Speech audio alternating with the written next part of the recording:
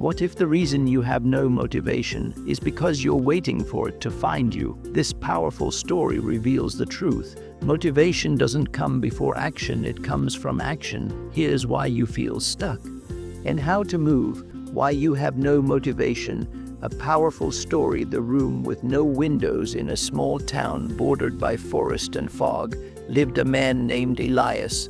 From the outside, his life looked ordinary, a modest job, a modest home, a modest routine. But inside, something had gone missing.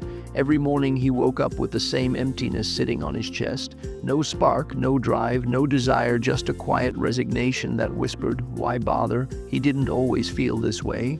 Once, Elias had dreams. He used to paint wild, impossible landscapes filled with color and fire.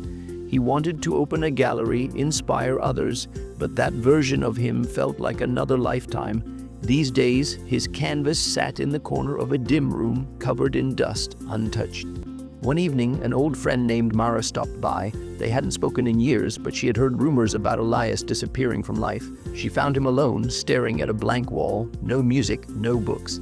"Just silence, Elias," she said. "What happened to you?" He shrugged. "I guess I just lost motivation." Mara frowned. "Motivation isn't something you lose, it gets buried, covered, trapped." "Same thing," he muttered. She shook her head. "No, losing means it's gone, buried means it's still there." Then she asked something strange. "Can I show you something?"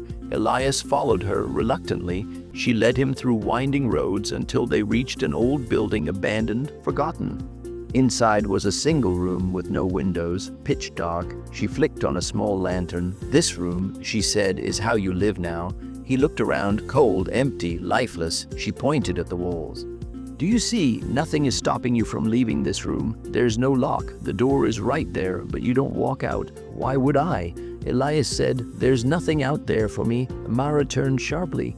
"That's not true. You stopped walking because the lights went out. You stopped because you got tired, not because you couldn't move. You stopped because somewhere along the way, people told you that effort without reward was failure." She paused. But motivation doesn't come before action. It comes from action. The walk gives the wind, the brush gives the color, the step gives the spark. Elias said nothing. She put something in his hand, a pencil. "Try just one stroke, that's all I ask." Back home that night, Elias uncovered his canvas. With trembling hands, he made one line. The next day, he added a second. It took weeks, but slowly, color returned to his days, not because he felt motivated, but because he acted when he felt nothing. Because he chose to show up for the brush, even when the fire hadn't returned. In time, the fire did come back, but not because it fell from the sky. It came because he kept moving in the dark. Moral: you don't wait for motivation. You create it, you build it in silence, in small steps, in the room with no windows. Motivation isn't the cause of action, it's the reward for it.